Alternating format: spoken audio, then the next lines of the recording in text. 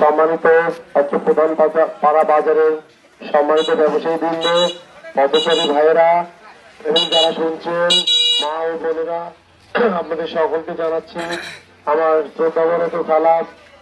আসসালামু আলাইকুম ওয়া রাহমাতুল্লাহি ওয়া বারাকাতুহু। এবং হিন্দু ভাইদের জানাচ্ছি আদাব। ছোট বড় প্রতিরোধ আন্তরিক প্রীতি ও শুভেচ্ছা।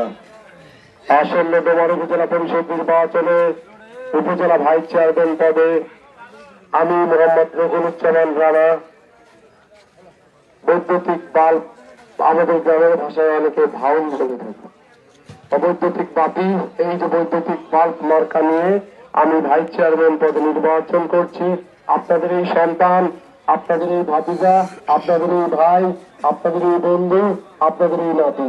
আমার বাড়ি এই রাস্তা দিয়ে যেতে হয়, এই রাস্তা দিয়ে আসতে হয়, সামনে পাটোয়ারি পাড়ায় আমার বাড়ি।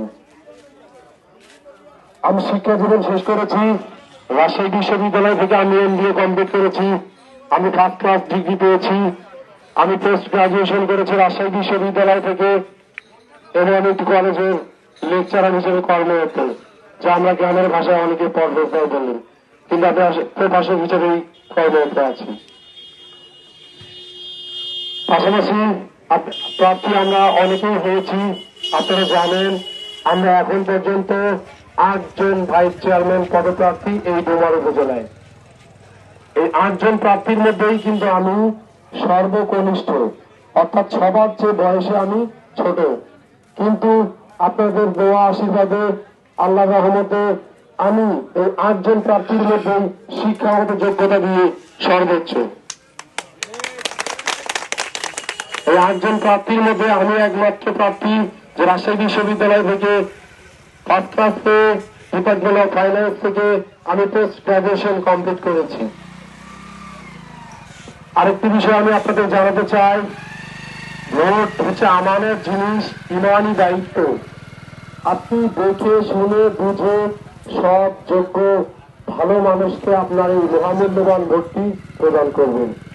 কারণ আপনি যদি একজন খারাপ ব্যক্তিকে, খারাপ ব্যবসায়ীকে, অসাধু ব্যক্তিকে এবং যারা কুকর্মের সাথে, খারাপ কাজের সাথে, খারাপ ব্যবসায়ের সাথে জড়িত, তাদেরকে যদি আপনি আপনার এই মহামূল্যবান ইমানি দায়িত্ব আমানত ভোটটি প্রদান করে তাকে যদি আপনি নেতৃত্ব জায়গাটি করে দেন, তাহলে এই খারাপ ব্যক্তিটি আগামী 5 বছর যত খারাপ কাজের সাথে জড়িত থাকবে এর সকল দায়ভারও কিন্তু আপনাকে নিতে হবে। তাই আমি আপনাদের বলতে চাই, আপনারা দেখে শুনে বুঝে চোখ কান খোলা রেখে আপনারা আপনাদের নির্বাচন করবেন। কারণ আপনার একটি ভোটের কারণেই কিন্তু সে আজকে নেতৃত্ব সৃষ্টি হয়ে যাবে। এই নেতৃত্ব পাইলেই সেই খারাপ ব্যক্তিটা তার খারাপ কুকর্ম, খারাপ কাজটা, খারাপ ব্যবসাটাকে আরো কন্টিনিউ করে যাবে। যতদিন সেটা কন্টিনিউ করবে এই আপনার আমল নামে কিন্তু ওই সব বসে দেবে। তাই আমি বলতে চাই যে আমরা এই প্রধান পাড়ায় আমরা ভোক্তাগুরু এবং কেতকিবাড়ির সম্মিলিত স্থান কিন্তু এই প্রধান পাড়া। আমাদের এই প্রধান পাড়া দিয়ে আমাকে যেতে হয়, আমাকে আসতে হয়। আমার বাড়িতে এই পাশেই, আপনারা জানেন। আমি বলতে চাই যে আমাদের আসলে প্রার্থী অনেকে আছে, আপনারা একটু খোঁজ দিবেন কে কিসের সাথে জড়িত, কে কি করে। আপনারা কারো 2-4টা চা খেয়ে 200-400 টাকা নিয়ে, 2-4 হাজার টাকা নিয়ে কারো প্ররোচিত হয়ে, উৎসাহিত হয়ে আপনার এই ইমানি দায়িত্ব আমানত মূল্যবান ভোটটি নষ্ট করবেন। আপনারা আমার বিষয়ে মুরব্বীগণ আছেন, আপনারা খোঁজ দিবেন এই রানা ছেলেটি কেমন, সে কিসের সাথে জড়িত, আমি কি করি, আমি কিসের সাথে জড়িত, আমার পেশা কি, আমার ব্যবসা কি, আমার কাজকর্ম কি।